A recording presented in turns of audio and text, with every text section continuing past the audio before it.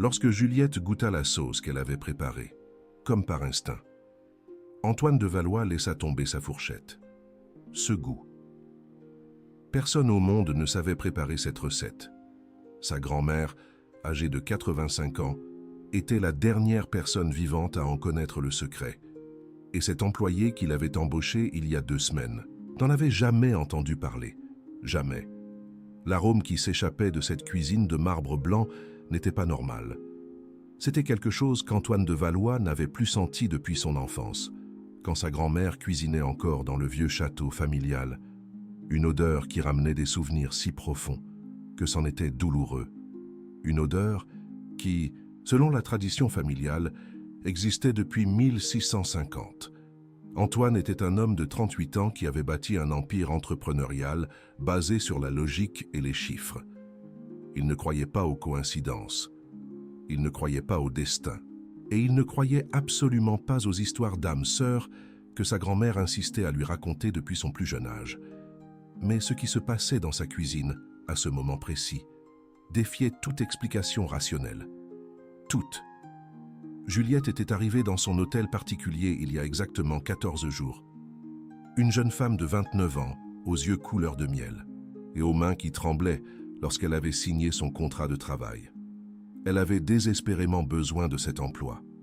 Sa grand-mère était malade et les médicaments coûtaient plus cher qu'elle ne pouvait se permettre. Antoine l'avait embauchée presque sans la regarder, comme il le faisait avec tout le personnel de service. Mais quelque chose changea ce matin-là. La cuisinière principale avait appelé pour signaler qu'elle était malade. Et Juliette s'était proposée pour préparer quelque chose de simple pour le petit déjeuner. Antoine avait accepté sans réfléchir. Une erreur qui changerait sa vie à jamais. Si jamais vous avez senti que vous connaissiez quelqu'un que vous venez de rencontrer, si jamais vous avez goûté quelque chose qui vous a transporté dans un lieu que vous ne pouvez pas expliquer, alors vous savez de quoi je parle. Cette sensation que quelque chose de plus grand est à l'œuvre derrière les coïncidences apparentes. Antoine entra dans la cuisine en suivant l'arôme. Juliette était de dos, en train de remuer quelque chose dans un faitout en cuivre qu'elle avait trouvé dans la cave. Elle portait son uniforme bleu marine avec le tablier blanc. Mais à ce moment précis, sous la lumière matinale qui filtrait à travers les baies vitrées, elle semblait être quelqu'un d'autre, quelqu'un qui appartenait à une autre époque. Elle ne l'entendit pas entrer. Elle était concentrée sur ce qu'elle faisait, ajoutant des ingrédients qu'elle sortait de bocaux anciens qu'il n'avait jamais vus dans son propre garde-manger. Des herbes qu'il ne reconnaissait pas, des épices qui sentaient de l'histoire, des mouvements qui semblaient répétés depuis des siècles. Antoine resta paralysé sur le seuil de la porte, observant. Quelque chose à l'intérieur de lui se réveilla, quelque chose qui avait été endormi toute sa vie, une sensation de reconnaissance si profonde qu'elle lui coupa la respiration. Juliette se retourna finalement et le vit. Pendant une seconde, leurs yeux se croisèrent, et tous deux ressentirent quelque chose que ni l'un ni l'autre ne pouvait expliquer. Un frisson qui parcourut leur colonne vertébrale au même instant, un moment de connexion qui transcendait toute logique. « Monsieur de Valois, dit-elle en baissant les yeux, pardonnez-moi, j'ai trouvé ces ingrédients dans la cave et j'ai pensé que peut-être, je ne sais pas pourquoi, mais j'ai senti que je devais les utiliser. Je ne sais pas expliquer ce que je suis en train de faire. Mes mains savent simplement. » Antoine ne répondit pas. Il s'approcha lentement du faitout et regarda à l'intérieur. Le liquide était d'une couleur ambrée profonde, avec de petites bulles qui remontaient comme si elles contenaient des secrets anciens. L'odeur était inconfondible maintenant. C'était la recette des de Valois. La recette que sa famille gardait depuis près de 400 ans, et cet employé qu'il avait embauché par nécessité, qui n'avait aucune connexion avec sa famille, qui venait d'un quartier modeste de l'autre côté de la ville, était en train de la préparer parfaitement, sans recette, sans instruction, seulement avec ses mains, et quelque chose qu'elle appelait l'instinct. Antoine prit une cuillère et goûta. Au moment où la saveur toucha sa langue, ses yeux se remplirent de larmes. C'était exactement la même. Chaque note, chaque nuance, chaque secret que sa grand-mère avait gardé jalousement pendant des décennies. Juliette le regardait sans comprendre. « Monsieur, est-ce que vous allez bien? Ai-je fait quelque chose de mal ?» Antoine secoua la tête, incapable de parler. Il reposa la cuillère sur le marbre et sortit de la cuisine sans dire un mot. Il avait besoin d'appeler sa grand-mère. Il avait besoin de comprendre ce qui se passait, parce que ce qu'il venait de goûter n'était pas possible. Madame Geneviève de Valois avait 85 ans et une mémoire qui défiait son âge. Lorsqu'Antoine l'appela ce matin-là, elle était dans sa résidence habituelle, une petite maison à la périphérie de la ville, où elle avait décidé de passer ses dernières années en paix. « Grand-mère, dit Antoine d'une voix tremblante, j'ai besoin que tu viennes chez moi. Maintenant, c'est urgent. » Madame Geneviève connaissait son petit-fils. Elle savait que c'était un homme qui n'exagérait jamais, qui ne montrait jamais d'émotion, qui contrôlait chaque aspect de sa vie avec une précision mathématique, s'il l'appelait ainsi. Quelque chose d'extraordinaire était en train de se passer. 1 heure plus tard, la vieille dame entrait dans l'hôtel particulier de son petit-fils, appuyé sur sa canne. Antoine l'attendait à la porte, avec une expression qu'elle n'avait pas vue sur son visage depuis qu'il était un petit garçon. Un mélange de confusion, de peur et de quelque chose d'autre, quelque chose qui ressemblait à de l'espoir. Il la conduisit directement à la cuisine. Juliette était toujours là, maintenant en train de servir le contenu du faitout dans de petites assiettes en porcelaine qu'elle avait trouvées dans une vitrine. Lorsqu'elle vit entrer la vieille dame, elle s'arrêta et baissa la tête respectueusement. Madame Geneviève marcha lentement vers l'employée. Elle la regarda de haut en bas, étudia son visage, ses mains, la façon dont elle tenait la louche. Et alors, quelque chose changea dans l'expression de la vieille dame. Ses yeux, qui avaient vu près d'1 siècle de vie, s'écarquillèrent comme si elle était en train de voir un fantôme, sans dire un mot. Elle prit une des assiettes et l'approcha de son nez, inspira profondément. Ses mains commencèrent à trembler si violemment qu'Antoine dut tenir l'assiette pour elle. Elle goûta. 1 seule bouchée. Et alors, Madame Geneviève laissa tomber l'assiette par terre, où elle se brisa en 1000 morceaux. Éparpillant la sauce ancestrale sur le marbre blanc, Juliette recula d'1 pas, effrayée. « Pardon, je ne voulais pas », commença-t-elle à dire. Mais la vieille dame l'interrompit. « Qui vous a enseigné cela? Qui vous a donné la recette ?» demanda Madame Geneviève, d'une voix qui tremblait d'émotion. « Personne, » répondit Juliette, de plus en plus confuse. « Je ne sais pas comment l'expliquer. J'ai trouvé les ingrédients et mes mains ont simplement su quoi faire. C'est comme si je l'avais déjà fait auparavant. Mais je sais que c'est impossible, parce que jamais de ma vie je n'avais cuisiné quelque chose comme ça. » Madame Geneviève s'assit lourdement sur une chaise. Elle regarda son petit-fils avec des yeux remplis de larmes. « Antoine, » dit-elle lentement, « cette recette exacte, je l'ai gardée secrète toute ma vie. Ma mère me l'a enseignée, et sa mère à elle, et ainsi de suite pendant des générations. Depuis 1650. » Antoine hocha la tête. « Je sais, grand-mère, c'est pour ça que je t'ai appelé. » La vieille dame continua sa voix à peine un murmure. « Il y a 47 ingrédients. 47. Certains d'entre eux n'existent même plus. Les substituts que nous utilisons ne sont que des approximations. Mais elle, pointant Juliette, elle a utilisé les originaux. Tu dis qu'elle les a trouvés dans la cave. Des ingrédients que j'y ai cachés il y a 50 ans, pensant que personne ne les trouverait jamais. » Juliette avait l'impression que le monde tournait autour d'elle. Elle ne comprenait rien de ce qui se passait. Elle avait juste voulu préparer quelque chose pour le petit déjeuner. Elle avait juste suivi une impulsion qu'elle ne pouvait pas expliquer. « Madame, » dit-elle d'une petite voix, « je vous jure que je ne savais pas. Je n'avais jamais vu ces ingrédients auparavant. Mais quand je les ai vus, c'était comme si quelque chose en moi les reconnaissait, comme si mes mains savaient exactement quoi faire avec chacun d'eux. » Madame Geneviève se leva et se dirigea vers Juliette. Elle lui prit les mains et les étudia. Mains de travailleuse, mains qui avaient connu le travail dur, mains qui n'appartenaient à aucune famille noble ni n'avaient de formation culinaire professionnelle. Et pourtant, « Retourne tes mains », ordonna la vieille dame. Juliette obéit, montrant ses paumes vers le haut. Ce que Madame Geneviève vit la fit reculer d'1 pas. Sur le poignet gauche de Juliette, il y avait une marque de naissance. Une marque de forme irrégulière, comme si la peau avait été brûlée et avait cicatrisé de manière imparfaite. Une marque exactement identique à celle qui était décrite dans le journal familial de 1650. Antoine s'approcha pour voir. « Qu'est-ce qu'il y a, grand-mère? Que signifie cette marque ?»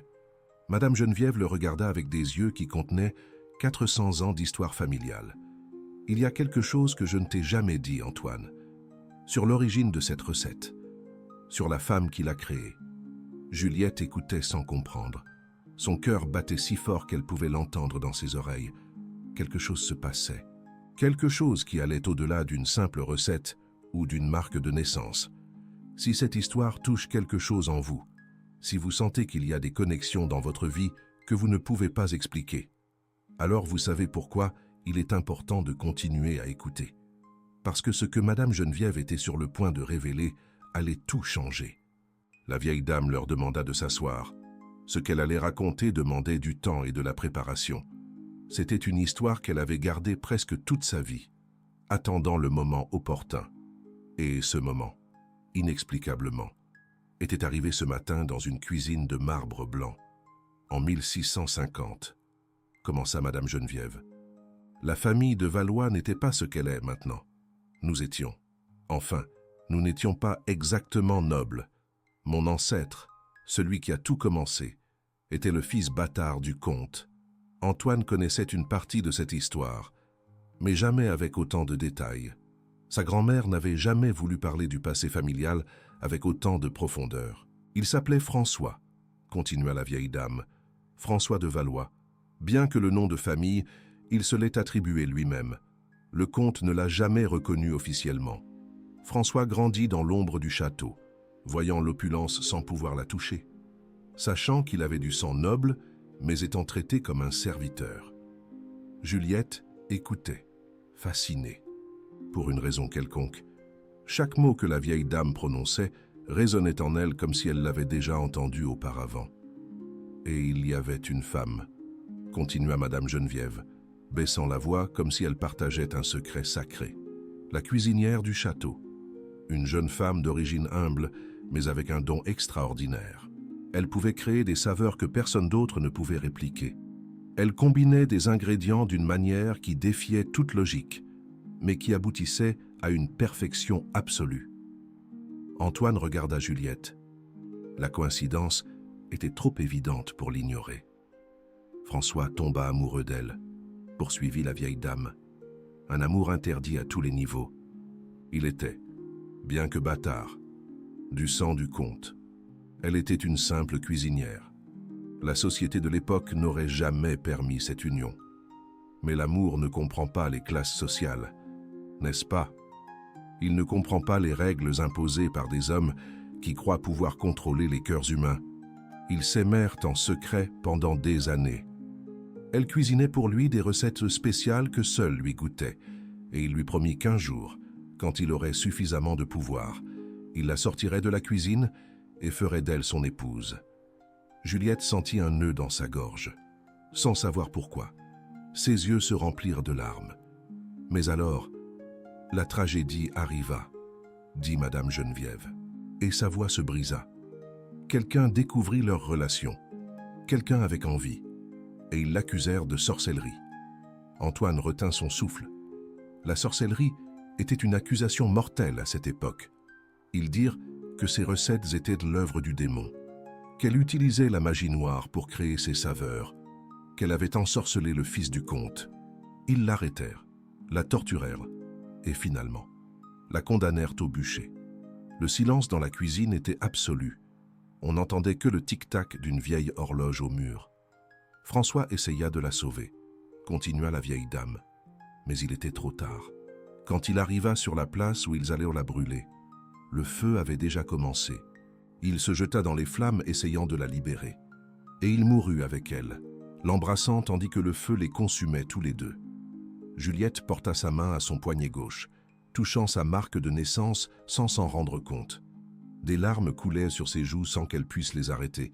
Mais avant de mourir, dit Madame Geneviève en regardant directement Juliette, elle fit une promesse, Elle dit à François qu'il se retrouverait, que dans une autre vie, elle reviendrait, et qu'il la reconnaîtrait par le goût. Le temps sembla s'arrêter. Antoine regarda Juliette, et pour la première fois, il la vit vraiment, pas comme l'employée qu'il avait embauchée, pas comme une étrangère dans sa maison. Il la vit comme quelque chose d'autre, quelqu'un qu'il avait peut-être, seulement peut-être, espéré trouver toute sa vie sans le savoir. La cuisinière du château s'appelait Juliette, dit Madame Geneviève finalement, Juliette des Anges. Et elle avait une marque sur le poignet gauche, une marque de quand elle était enfant et s'était brûlée avec de l'huile bouillante. Une marque. La vieille dame montra le poignet de l'employé. Exactement identique à celle-là. Juliette regarda sa propre marque. Elle l'avait eue toute sa vie. Elle avait toujours pensé que c'était juste une marque de naissance. Ses parents n'avaient jamais su expliquer son origine. Elle était simplement née avec. Mais maintenant, dans cette cuisine de marbre blanc, entourée d'une recette qu'elle n'avait jamais apprise, mais que ses mains savaient préparer parfaitement, l'explication commençait à prendre forme. Une explication impossible. Une explication qui défiait tout ce qu'elle croyait savoir sur le monde. « C'est impossible », dit Antoine, bien que sa voix manquât de conviction. Réincarnation, âme sœur, ce ne sont que des histoires. Madame Geneviève le regarda avec tristesse. Moi aussi, je le pensais. Antoine, jusqu'à aujourd'hui. Mais comment expliquer que cette femme, qui n'a jamais vu notre cuisine, qui n'a jamais entendu parler de notre famille, a préparé une recette que seulement moi connais, avec des ingrédients que seulement moi sais où ils se trouvent, de la manière exacte dont elle était faite il y a 400 ans. Antoine resta sans réponse. Il y a plus, dit la grand-mère, beaucoup plus. Mais j'ai besoin de te montrer quelque chose en premier. Elle se leva et demanda à ce qu'on la conduise à la cave. La même cave où Juliette avait trouvé les ingrédients. Là, entre des cartons poussiéreux et des souvenirs oubliés. Madame Geneviève chercha quelque chose de spécifique. Après plusieurs minutes, elle trouva ce qu'elle cherchait. Une boîte en bois ancienne, fermée par un cadenas rouillé. Elle l'ouvrit avec une clé qu'elle portait autour du cou depuis des décennies. À l'intérieur se trouvait un livre, un journal relié en cuir qui s'effritait sur les bords. Les pages étaient jaunies par le temps, mais l'écriture était encore lisible. Ce journal, expliqua Madame Geneviève, appartenait à Fernand de Valois. Il l'a écrit lui-même. Et ce qu'il contient, eh bien, tu le verras par toi-même. Antoine prit le journal avec précaution. Il l'ouvrit à une page marquée d'un ruban rouge d'étain, et ce qu'il vit là lui glaça le sang. Un dessin, un portrait fait à la main d'une jeune femme. Une femme aux yeux en amande couleur miel, aux cheveux sombres relevés sous une coiffe blanche, et un sourire qui contenait des secrets d'une autre époque. C'était Juliette. Exactement Juliette. Pas quelqu'un qui lui ressemblait. Pas une coïncidence de traits. C'était elle. Dessinée il y a presque 400 ans. Sur les pages d'un journal que personne n'avait ouvert depuis des décennies. Antoine laissa tomber le journal. Ses mains tremblaient autant que celles de sa grand-mère quand elle goûta la recette. Juliette s'approcha et regarda le dessin. Ce qu'elle vit la laissa sans voix. C'était son reflet. Littéralement son reflet dans un miroir de papier et d'encre. Chaque ligne de son visage, chaque courbe de ses lèvres, chaque expression de ses yeux. « Ce n'est pas possible », murmura-t-elle. « Ce n'est pas possible que ce soit réel. » Mais c'était réel. Aussi réel que la marque sur son poignet. Aussi réel que le goût de la recette que ses mains avaient préparée sans instruction. Aussi réel que la connexion qu'elle avait ressentie avec Antoine. Dès le moment où elle était entrée travailler dans cet hôtel particulier, Antoine lut à voix haute les mots écrits sous le dessin. La voix d'un homme qui avait vécu il y a 400 ans, mais dont les mots semblaient adressés directement à ce moment. Ma bien-aimée Juliette des Anges, la femme qui fait de la magie avec ses mains, la femme qui a conquis mon cœur avec une saveur, je te promets que je te retrouverai, dans cette vie ou dans la suivante. Je te chercherai dans chaque visage. Ah, je te reconnaîtrai dans chaque saveur. Et quand finalement nous nous retrouverons, rien ni personne ne pourra plus jamais nous séparer. » Les mots restèrent en suspension dans l'air de la cave poussiéreuse. 3 personnes unies par un secret de siècles. Une histoire d'amour qui avait transcendé la mort elle-même. Madame Geneviève rompit le silence. « Maintenant tu comprends, Antoine. Maintenant tu comprends pourquoi je t'ai toujours raconté les histoires de Fernand et de sa cuisinière. Parce qu'au fond, j'ai toujours su que cela arriverait un jour, qu'elle reviendrait. La promesse de Juliette n'était pas un conte de fées. C'était un serment. Et les serments d'amour véritables, Antoine, ne se rompent pas. Même avec la mort, Antoine regarda la femme qu'il avait embauchée comme employée de maison. La femme qui dormait dans une petite chambre de service. La femme dont la grand-mère était malade et avait besoin de médicaments coûteux. La femme qui, selon tout ce qu'il était en train de découvrir, pourrait être l'âme sœur que son ancêtre avait aimée et perdue il y a près de 4 siècles. « Qu'est-ce que tout cela signifie ?» demanda Juliette d'une voix brisée. « Qu'est-ce que je suis supposé faire avec cette information ?» Madame Geneviève s'avança vers elle et lui prit les 2 mains. « Ce que tu dois faire, ma chère, c'est te souvenir. Te souvenir de qui tu étais, te souvenir de l'amour que vous aviez, te souvenir de la promesse que tu as faite. Mais je ne me souviens de rien, » dit Juliette, frustrée. « Je sais seulement cuisiner cette recette sans savoir comment. J'ai seulement cette marque que j'ai toujours pensé être une simple tache de naissance. Ça ne signifie pas que je suis cette femme. Peut-être pas maintenant, » dit la vieille dame. « Mais les mémoires sont là, Juliette, quelque part à l'intérieur de toi. Cette recette en est la preuve. Ton âme se souvient de ce que ton esprit a oublié. » Antoine restait silencieux, assimilant tout. C'était un homme d'affaires, habitué aux données et aux chiffres, pas aux histoires de réincarnation et d'âme sœur. Mais ce qu'il avait vu aujourd'hui ne pouvait pas s'expliquer avec la logique entrepreneuriale. « Il y a plus, » dit-il finalement. « Il doit y avoir plus de preuves.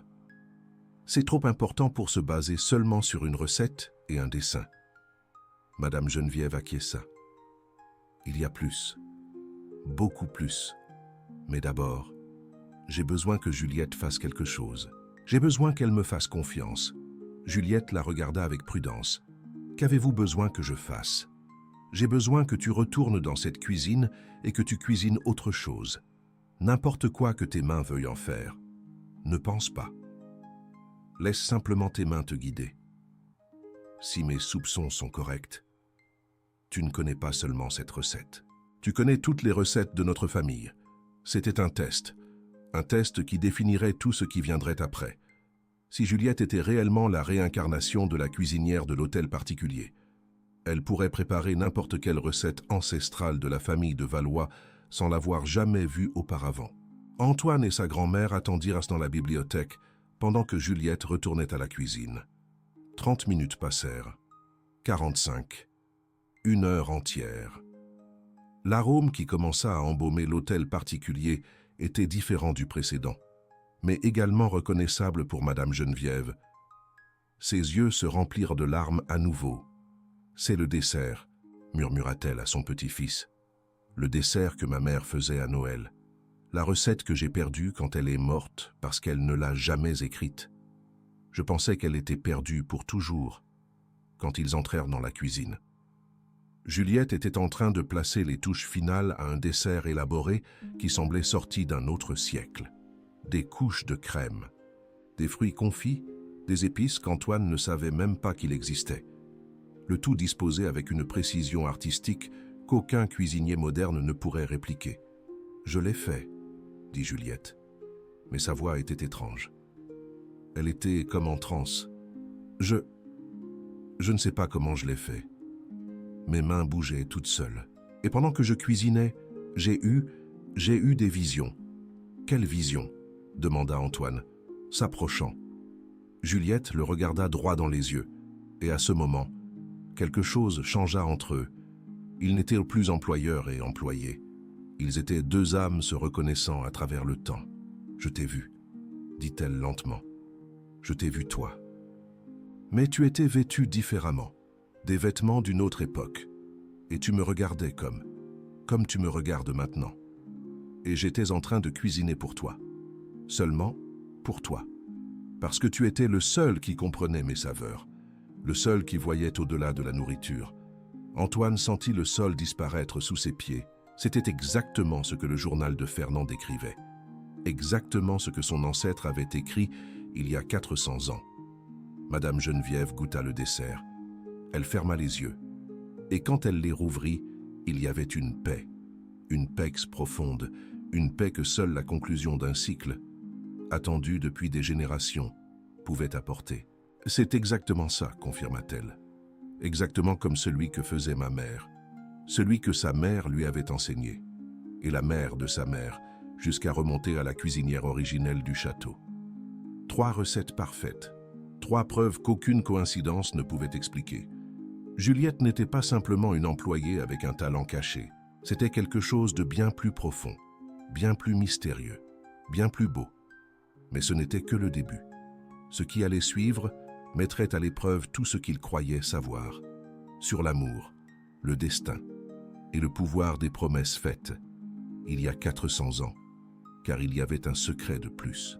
Un secret que même Madame Geneviève ignorait complètement, un secret caché dans les pages du journal de Ferdinand, que personne n'avait lu jusqu'à la fin. Et ce secret était sur le point de se révéler. Antoine passa les heures suivantes enfermé dans la bibliothèque, à lire le journal de Ferdinand de Valois du début à la fin. Chaque page contenait plus de détails sur l'amour interdit entre le fils bâtard du roi et la cuisinière du château. Ferdinand décrivait Juliette avec une dévotion qui transcendait le simple romantisme. Pour lui, elle n'était pas seulement une femme belle, elle était la personnification de l'amour, celui qui donne un sens à la vie. La seule personne qui le voyait comme un être humain à part entière, et non comme le fils illégitime que tous méprisaient. « Elle nourrit mon âme », avait écrit Ferdinand, « pas seulement mon corps. Chaque plat qu'elle prépare contient son amour. Je peux le savourer à chaque bouchée. Et quand elle me regarde, quand ses yeux couleur de miel croisent les miens, je sens que j'appartiens enfin à un endroit. J'appartiens à elle. » Antoine lisait ces mots, et il ne pouvait s'empêcher de penser à Juliette, à la façon dont elle l'avait regardée, pendant l'épreuve culinaire, à la connexion inexplicable qu'il avait ressentie depuis le premier jour où il l'avait embauchée, dans les dernières pages du journal. Ferdinand avait écrit quelque chose de différent. Ce n'était plus de la prose romantique. C'était une sorte de testament spirituel. Si quelqu'un lit ces mots après mon départ, je veux qu'il sache que le véritable amour ne meurt pas avec le corps. L'âme se souvient. L'âme se souvient toujours. Et Juliette a promis de revenir. Elle a promis qu'elle me retrouverait, dans une autre vie, à une autre époque, et que ses mains me prépareraient la même recette, qui a fait de moi l'homme le plus heureux du monde. Quand cela arrivera, quand elle reviendra, et cuisinera sans savoir comment, vous saurez que sa promesse a été tenue, et je serai là, sous une forme ou une autre, dans un corps ou un autre, à l'attendre. Car les âmes sœurs se retrouvent toujours, peu importe le nombre de vies que cela prendra, peu importe le nombre d'obstacles qu'elles devront affronter. L'univers conspire à les réunir, et quand il le fait enfin, rien ne peut les séparer. Cherchez dans l'église Saint-Michel. C'est là que nous nous sommes mariés en secret. C'est là que j'ai laissé la preuve de notre amour, et c'est là, quand Juliette reviendra, que vous devrez l'emmener, pour qu'elle se souvienne pleinement. Antoine referma le journal. L'église Saint-Michel. Il connaissait ce nom. C'était une église du quartier historique. Une des rares structures qui avait survécu, au siècle depuis l'époque du roi. Sans hésiter, il partit à la recherche de Juliette. Il la trouva dans le jardin, assise sur un banc, sous un arbre centenaire. Elle semblait perdue dans ses pensées, touchant inconsciemment la marque sur son poignet.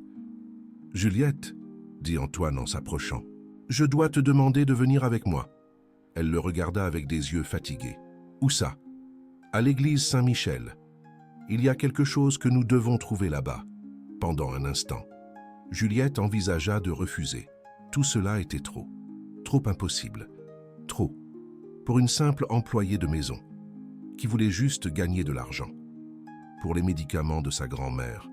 Mais quelque chose dans les yeux d'Antoine la convainquit. Quelque chose qu'elle reconnaissait, sans savoir pourquoi. Quelque chose qui la fit se lever et le suivre, sans poser plus de questions. Le trajet vers le quartier historique prit 1 heure dans les embouteillages de l'après-midi.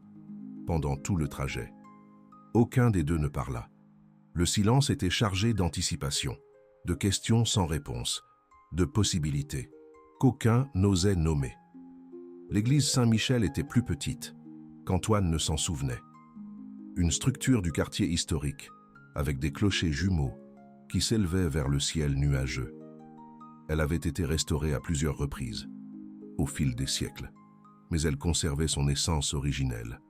Quand Juliette descendit de la voiture et vit l'église, elle s'arrêta net. « Je connais cet endroit », murmura-t-elle. « J'ai déjà été ici. » Antoine la prit par le bras. « C'est impossible. Tu n'es jamais venu dans le quartier historique. » Mais Juliette secoua la tête. « Pas dans cette vie, mais je le connais. Je sais exactement à quoi il ressemble à l'intérieur. Je sais qu'il y a un autel, avec des statues de saints. Je sais qu'il y a un vitrail, avec des anges, qui laissent passer une lumière multicolore. Je sais que dans le confessionnal de gauche, il y a une planche branlante, où nous cachions. Elle s'interrompit, surprise par ses propres mots. Antoine sentit les poils de ses bras se hérisser. « Qu'est-ce que vous cachiez » demanda-t-il d'une voix rauque. « Je ne sais pas » répondit Juliette. Les mots sont sortis tout seuls, comme les recettes, comme tout ce qui se passe. Il n'y avait qu'une seule façon de le savoir. Ils entrèrent dans l'église. L'intérieur était exactement, comme Juliette l'avait décrit, l'autel avec les saints, le vitrail avec les anges, la lumière multicolore qui filtrait à travers le verre ancien. Tout était là, précisément comme elle l'avait vu, dans son esprit, sans l'avoir jamais vu de ses yeux. Juliette se dirigea vers le confessionnal de gauche, comme si elle était guidée par une force invisible. Antoine la suivait en silence, le cœur battant si fort qu'il pouvait le sentir dans sa gorge. Elle s'agenouilla près du confessionnal et chercha sous le banc de bois. Ses doigts trouvèrent ce qu'ils cherchaient, une planche légèrement descellée, que personne n'aurait remarquée, à moins de savoir exactement où chercher. Elle la souleva, et en dessous, protégée du temps, par l'espace sec et sombre, il y avait quelque chose. Antoine s'agenouilla près d'elle pour mieux voir. C'était une petite boîte en métal, rouillée mais intacte. Juliette la sortit, avec des mains tremblantes, et l'ouvrit. À l'intérieur, il y avait 2 alliances en or, reliées par un cordon, et en dessous, un papier plié, qui semblait sur le point de se désagréger. Avec une extrême précaution, Juliette déplia le papier. L'encre était effacée, mais on pouvait encore lire. En ce lieu sacré, nous nous unissons par le mariage, devant Dieu et les saints anges. Ferdinand de Valois et Juliette de Los Angeles, promettons de nous aimer dans cette vie et dans toutes celles qui viendront. Nous avons promis de nous retrouver, encore et encore, jusqu'à ce que le temps cesse d'exister. C'est notre serment éternel en dessous. 2 signatures. Et en dessous des signatures, une ligne supplémentaire. Quand elle reviendra, elle portera la marque au poignet gauche et il la reconnaîtra au goût de ce qu'elle préparera. Ainsi sera accomplie la promesse. Juliette laissa tomber le papier. Les larmes coulaient sur son visage, incontrôlablement. Ce n'étaient pas des larmes de tristesse, c'étaient des larmes de reconnaissance, de enfin comprendre quelque chose qu'elle avait cherché toute sa vie, sans le savoir. Et alors, soudain, elle se souvint de tout. Les mémoires la frappèrent comme un tsunami. Images, sons, odeurs, sensations. 400 ans d'oubli s'effondrant en un seul instant. Dévastateur. Elle vit la cuisine du château, sentit la chaleur des fours en pierre, senta les épices qu'elle mélangeait avec amour, et vit Antoine, jeune, passionné, la regardant avec des yeux qui contenaient tout l'amour du monde. Elle vit les nuits où ils s'échappaient pour être ensemble, les baisers volés dans les couloirs sombres, les promesses murmurées à l'oreille, le jour où il lui passa la bague, et jurèrent de s'aimer pour toujours. et elle vit la fin, la place, la foule criant, les flammes qui montaient, Antoine courant vers elle, ses bras l'entourant, tandis que le feu les consumait. Et ses dernières paroles, « Je te retrouverai ». Juliette poussa un CRI, un cri qui contenait 400 ans de douleur, et d'amour, et de perte, et maintenant, enfin, de retrouvailles. Antoine la soutint tandis qu'elle tremblait. Il ne comprenait pas exactement ce qui se passait, mais il savait que c'était réel, plus réel que tout ce qu'il avait vécu dans sa vie. « Je me souviens », sanglota Juliette.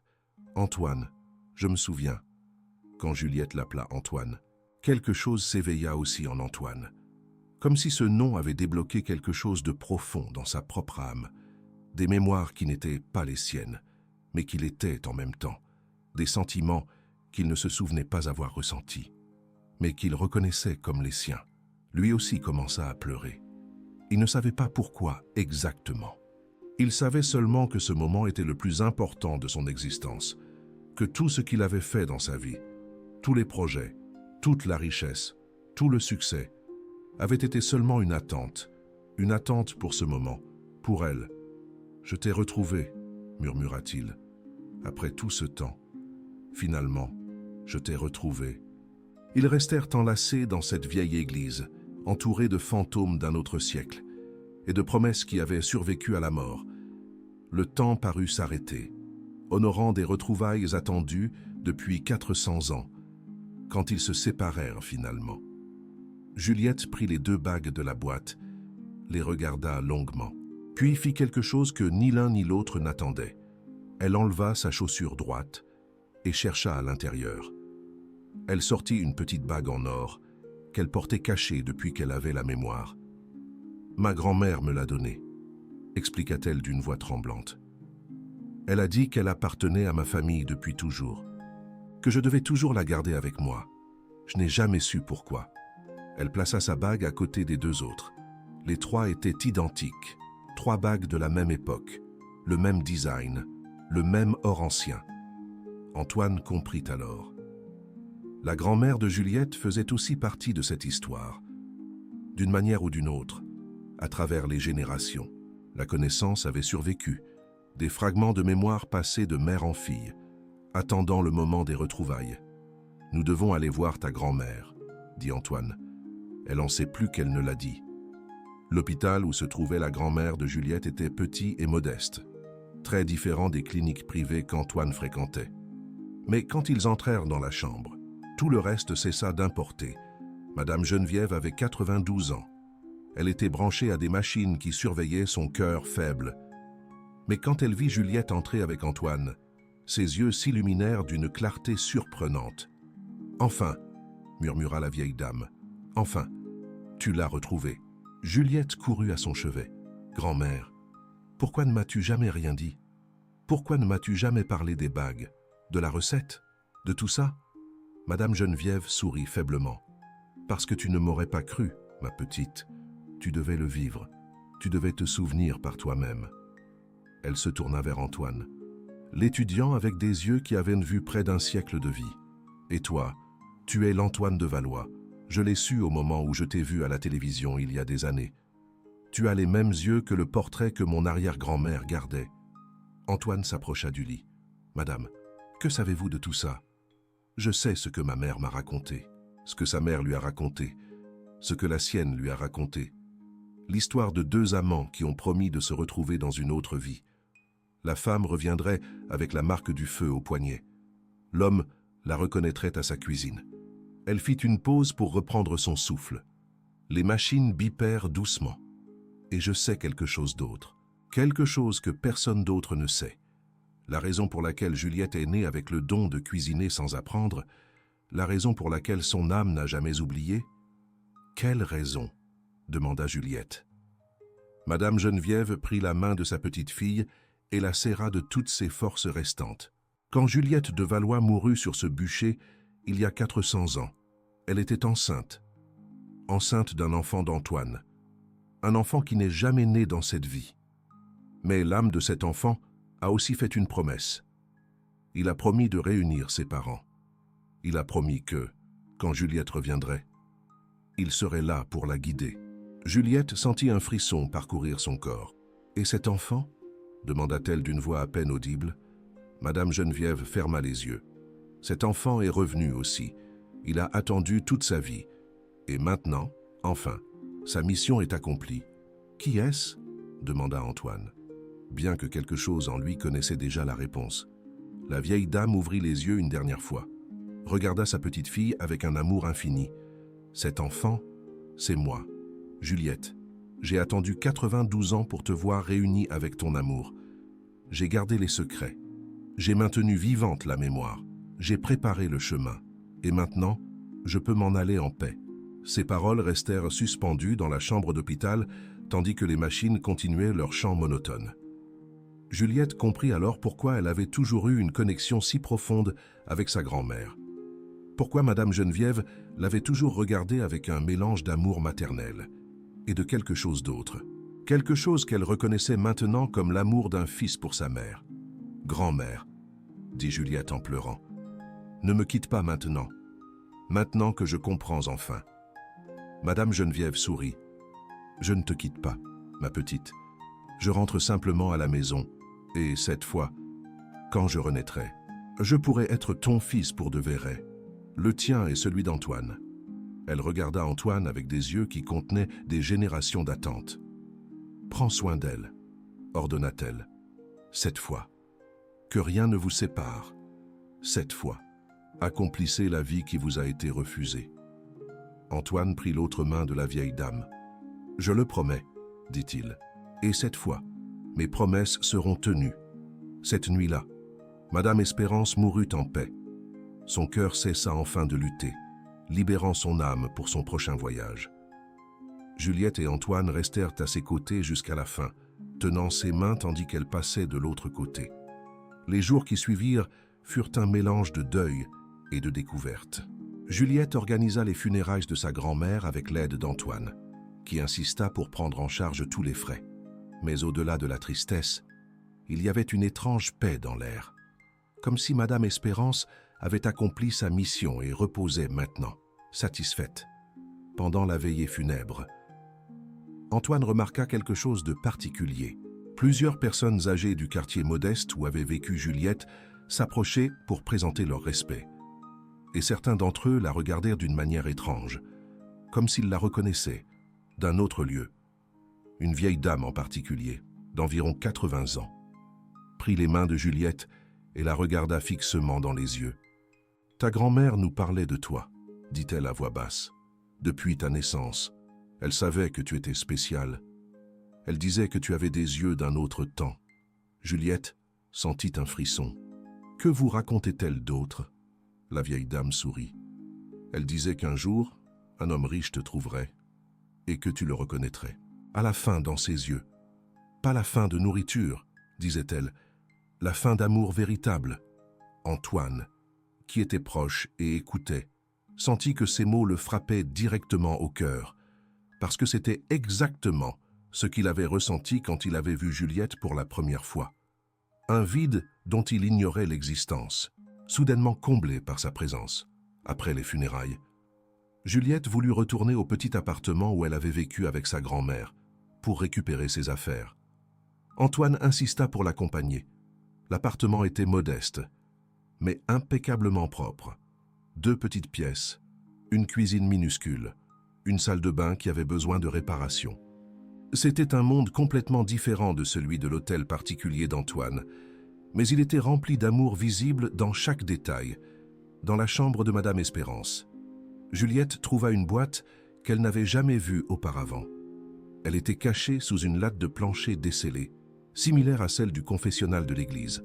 À l'intérieur de la boîte, il y avait des lettres, des douzaines de lettres jaunies par le temps, écrites dans un français ancien que Juliette pouvait à peine lire. Mais Antoine, qui avait étudié des documents historiques pour ses affaires, put les déchiffrer. « Ces lettres, dit-il avec étonnement, sont d'un certain Ferdinand de Valois. Des lettres d'amour pour une certaine Juliette des Anges. Mais comment sont-elles arrivées ici ?» Il y avait une note plus récente, écrite de la main tremblante de Madame Espérance. « Ma chère petite fille, Si tu lis ceci, cela signifie que je suis parti et que tu as trouvé ton Ferdinand.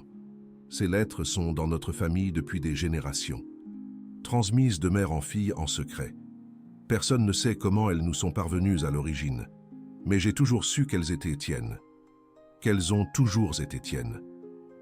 Prends-en soin comme je l'ai fait, et aime ton Antoine comme Ferdinand a aimé sa Juliette. Cette fois, que l'amour triomphe. Les lettres racontaient l'histoire du point de vue de Ferdinand, son amour désespéré pour la cuisinière du château, les risques qu'il prenait pour la voir, les plans qu'il faisait pour s'enfuir ensemble, et finalement, la lettre qu'il n'avait jamais pu remettre, la lettre qu'il écrivit la nuit précédant l'arrestation de Juliette. Mon amour éternel, demain, je te sors d'ici, j'ai tout prévu. Un bateau nous attend au Havre. Nous commencerons une nouvelle vie loin de cette ville qui nous a traités avec tant de cruauté. Ne t'inquiète pas du danger. Pour toi, j'affronterai 1000 morts.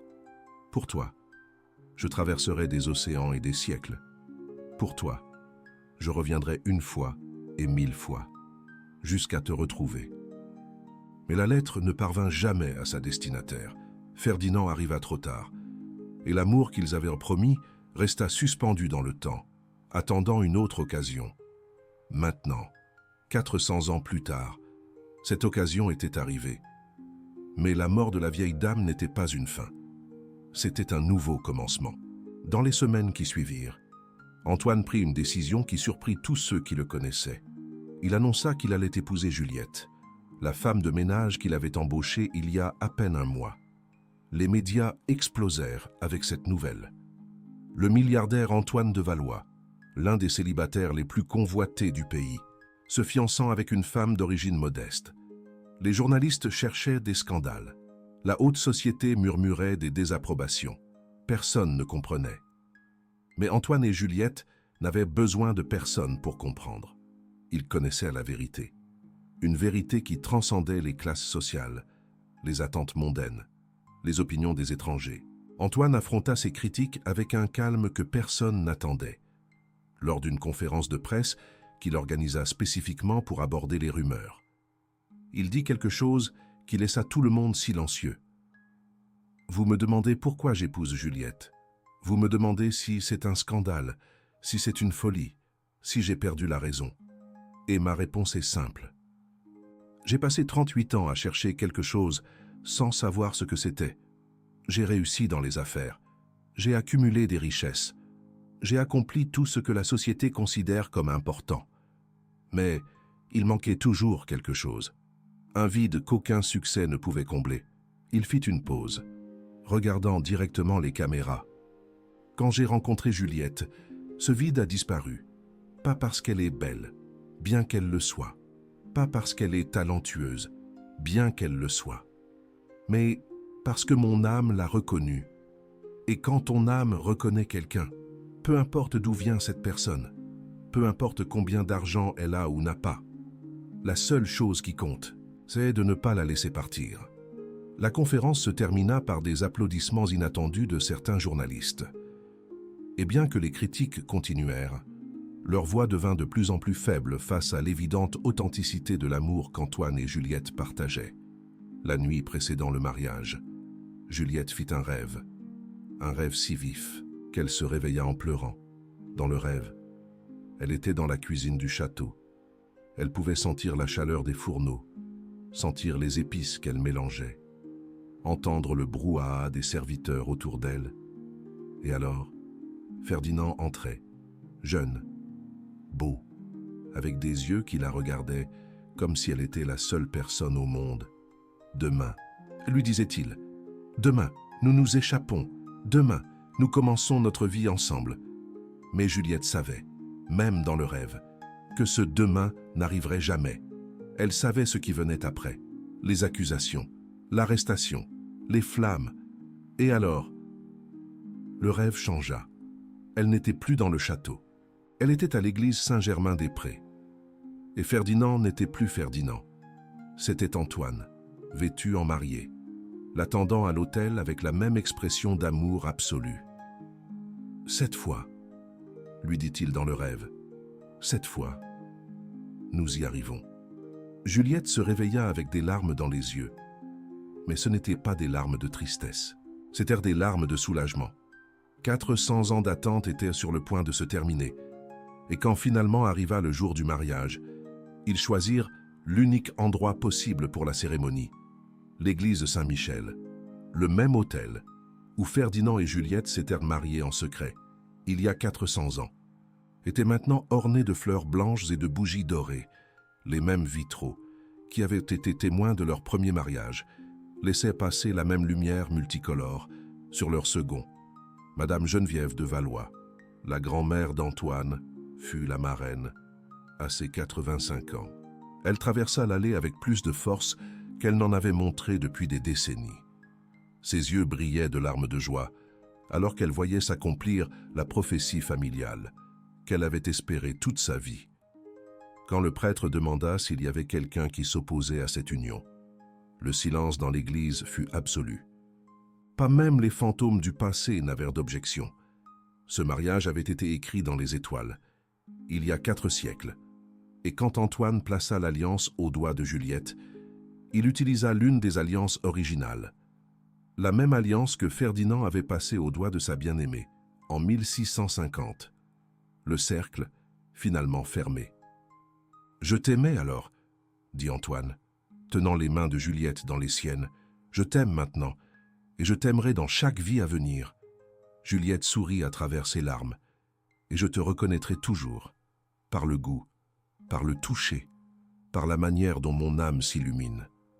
Quand tu es prêt. » Le baiser qu'ils échangèrent, c'est là non seulement un mariage, mais une promesse accomplie à travers les siècles, 400 ans d'attente, culminant en un moment parfait. Quand ils sortirent de l'église en tant que mari et femme, le soleil perça les nuages et les baigna dans une lumière dorée, comme si l'univers même célébrait ces retrouvailles, comme si Ferdinand et la première Juliette, d'où qu'ils soient, pouvaient enfin reposer en paix. 1 an plus tard, naquit leur premier enfant, un garçon, avec des yeux sages, qui semblaient contenir des mémoires d'autres vies. Ils l'appelèrent Michel, en hommage à l'église où tout avait été révélé, et en hommage à Juliette de Valois. Madame Geneviève eut le privilège de le connaître avant de partir. Quand elle tint le bébé dans ses bras, quelque chose dans les yeux de l'enfant la fit sourire. « Bienvenue, de retour », murmura-t-elle. « Cette fois, tu pourras rester. » Le bébé la regarda comme s'il comprenait parfaitement. 2 mois plus tard, Madame Geneviève de Valois mourut en paix, entourée de sa famille. Son dernier souhait fut d'être enterrée avec le journal de Ferdinand, pour qu'elle puisse le rendre à son propriétaire original, de l'autre côté, et ainsi. L'histoire de Ferdinand de Valois et Juliette de Valois arriva à sa véritable fin, pas dans les flammes d'un bûcher, en 1650, mais dans l'amour renouvelé de leur réincarnation, au XXIe siècle. Certaines personnes diront que ce n'est qu'une histoire, que la réincarnation est un mythe, que les âmes sœurs n'existent pas. Mais pour ceux qui ont senti cette connexion inexplicable avec quelqu'un qu'ils viennent de rencontrer, pour ceux qui ont goûté une saveur, qui les a transportés dans un endroit qu'ils ne peuvent nommer, pour ceux qui portent des marques sur le corps, dont ils ne peuvent expliquer l'origine. Pour eux, cette histoire est plus qu'un conte. C'est une promesse que l'amour véritable trouve toujours un chemin. Peu importe combien de vies il prend, peu importe combien d'obstacles il affronte. L'amour véritable transcende le temps, la mort et les barrières sociales. Juliette cuisine maintenant, dans une cuisine qui est la sienne, pas comme employée, mais comme la maîtresse des lieux. La recette ancestrale des de Valois est toujours préparée, maintenant par des mains qui se souviennent non seulement comment la faire, mais pourquoi elles la font. Chaque dimanche, la famille se réunit pour partager ce repas spécial. Le petit Michel, maintenant âgé de 3 ans, montre déjà un intérêt particulier pour la cuisine. Il aime s'asseoir sur sa chaise haute et observer sa mère pendant qu'elle prépare les plats. Ses yeux sages suivent chaque mouvement, comme s'il apprenait quelque chose qu'il sait déjà. Antoine a changé, lui aussi. Il n'est plus l'entrepreneur froid et calculateur qu'il était avant de rencontrer Juliette. Maintenant, il sourit plus. Il délègue plus de travail. Il passe des après-midi entières dans le jardin avec son fils, lui racontant des histoires d'ancêtres qui ont vécu il y a 400 ans. Et quand vient la nuit, quand Michel dort déjà et que l'hôtel particulier reste silencieux, Antoine et Juliette s'assoient dans la bibliothèque. Il lit à voix haute les lettres de Ferdinand, pendant qu'elle prépare du thé, avec des herbes de la recette ancestrale. Les mots d'amour écrits il y a des siècles sonnent frais, actuels, éternels. Parfois, Juliette a des visions, des fragments de cette vie antérieure, qui reviennent sans prévenir, des moments de bonheur dans la cuisine du château, des baisers volés dans des couloirs sombres, et aussi, inévitablement, la faim, les flammes, l'étreinte de Ferdinand, la chaleur qui les consuma, alors qu'ils promettaient de se retrouver de nouveau. Mais maintenant, quand ces visions arrivent, elle ne les effraie plus. Elle les reçoit comme ce qu'elles sont, des rappels d'un amour qui a été assez fort pour traverser la mort elle-même. Antoine a aussi ces moments. Il y a des nuits où il se réveille en sursaut, avec l'écho de cris dans ses oreilles et l'odeur de fumée dans son nez.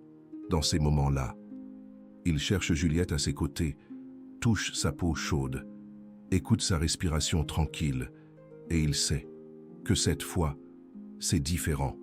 Cette fois, le feu ne les atteindra pas, parce que certaines promesses sont plus fortes que le temps, certaines âmes sont plus têtues que le destin, et certains amours refusent simplement de mourir. Chaque fois que l'arôme emplit l'hôtel particulier, Antoine sourit, parce qu'il sait que ce goût est plus que des ingrédients mélangés avec maîtrise, c'est de l'amour. Un amour qui a survécu à des siècles, un amour qui est mort dans les flammes et a renaît de ses cendres, un amour qui a prouvé être plus fort que la mort elle-même. Si cette histoire a touché quelque chose en vous, si vous avez senti une résonance avec une partie de ce que vous avez entendu, peut-être est-ce parce que vous aussi, vous avez des promesses anciennes qui attendent d'être accomplies. Peut-être y a-t-il quelqu'un dans votre vie dont vous ne pouvez expliquer la connexion. Peut-être y a-t-il des saveurs, des lieux ou des sensations qui vous transportent vers des mémoires que vous ne vous souvenez pas avoir vécues. N'ignorez pas ces signes. L'univers nous parle constamment. Nous avons seulement besoin d'apprendre à écouter. Laissez un commentaire en racontant si vous avez déjà ressenti une connexion inexplicable avec quelqu'un, si vous avez reconnu quelqu'un que vous venez de rencontrer, si vous avez su faire quelque chose sans que personne ne vous l'enseigne, parce que, peut-être, juste peut-être, votre propre histoire de réincarnation attend d'être découverte. Et quand cela arrivera, quand vous reconnaîtrez enfin votre âme sœur, rappelez-vous les mots de Ferdinand de Valois. Ça écrit il y a 400 ans. Les âmes sœurs se retrouvent toujours. Peu importe combien de vies cela prend, peu importe combien d'obstacles elles affrontent, l'univers conspire pour les réunir. Et quand, finalement, cela arrive, rien ne peut les séparer. C'était l'histoire d'Antoine et Juliette. L'histoire de Bastien et Juliette des Anges. L'histoire d'un amour qui a refusé de mourir. Jusqu'à la prochaine histoire. Jusqu'à la prochaine rencontre d'âme, sœur. Une prochaine étincelle